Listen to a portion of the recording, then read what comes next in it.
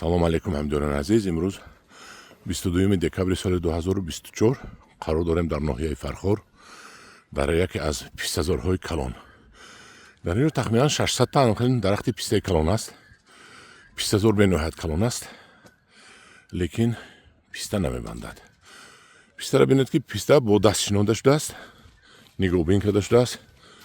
Писта 6 ба 2 шинонда шудааст. ҳамин инҷа 6 байни пистаҳо 2 нақс шинода шудаасту пистаҳо ҳосил наметиҳанд. дар 4-5 сол як маротиба каме беш ҳосил метиҳад ки соҳибашро қаноатбахш намекунад ва пистаҳои аз лона шинондагии пистаи маҳаллӣ мебошад. маро даъват карда овардан ки интихоби замин кунем, чӣ шинонем, пистаҳоро дар куҷо шинонем. як 2-3 гектар ҷои холӣ будааст, писта мешинонем дар он ҷо пистаи туркию. ин пистаҳоро мақсад гузоштем ки чӣ хел кунем ки пистаҳо бандад. ман як маслиҳат додам. ин пистаҳоро навдаҳояшро гӯхарашро мебурем. ана бинед, мана ин навдаро буридан, навди ғавсро. мана дута ба мо яку, мана инаш дута ба мо наркини нав дод. писта як хосият дорад ки агар ҳамин навдаро аз ҳамин ҷо буред, аз поёнаш наркини нав метиҳад. ҳамин пистаҳоро мо маслиҳат додем ки якта навдаашро буранд якум сол то наркин тиҳад.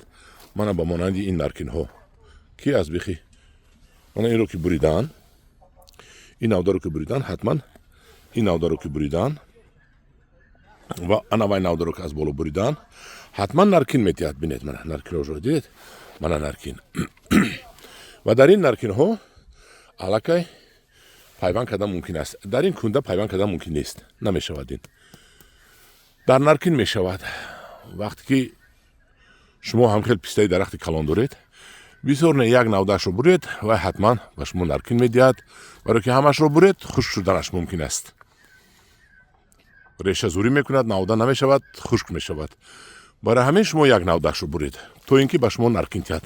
мана мисол дар ҳаминҷа, мана инҷаро буридан, мана аз инҷо 3 та наркин додааст. ин тарафаш истодагӣ аст. дар инҷо навда мо писта мекунем пайванд. агар пайванди мо гирифт, бо вайашро мебурем, ҳамин хел наркин метиҳад, бо вайашро пайванд мекунем. ҳамин хел 5-6 та навда пайванд кунем. агар баъд кундаҳои кӯҳнаро бурида партоем, пистаи мо хушк намешавад, чунки мо аллакай дорои 5-6 навдаи сабзи писта мешавем. агар инро ҳозир умуман ҳамашро ҳамхел бурем, ҳамхел ним метр монда бурем, наркини бисёре мекунаду хушк шуданаш мумкин аст, чунки реша ба қувват аст, таъмин зиёд аст, ғизодии зиёд аст, ғизоро гирифтанро қабул карданро дарёв намекунад, ба рӯси гӯем успед намекунад ва писта хушк шуданаш мумкин. ин фикрамда 80-90%.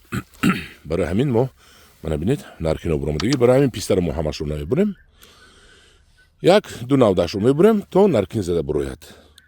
ин наркино пайванд шуд, вай навдаро мебурем, вай навдаро наркин шуд, пайванд мезанем ва ҳамин хел пистаро дар мобайни 2-3 сол мо ҳамашро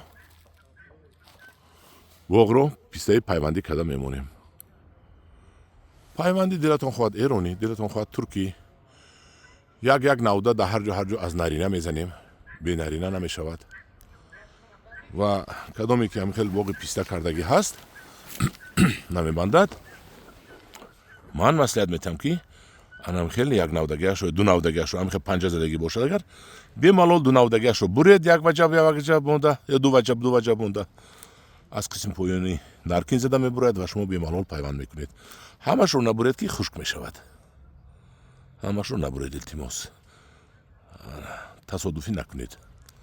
ана ҳамдиёрон, ин маслиҳати ман буд. ман рӯзи 27 билет дорам, худо хоҳад насиб бошад. бо дастгирии шумо ман парвоз дорам ба Туркия. аз он ҷо ниҳолҳои ҳама гуна меваҳоро мебиёрам. бемалол ҳолам шумо 3-4 рӯз доред дархост кунед, маблағашро диҳед, то ман ба шумо ниҳолҳои беҳтаринро биёрам. ҳамдиёрани азиз, ин буд наворе аз пистазори беҳосил ки инро худо хоҳад мо бо роҳбари ман инро оста пайванд кардам мобайни 3-4 сол این باغ رو با یک باقی حاصلده مبادل میکنیم.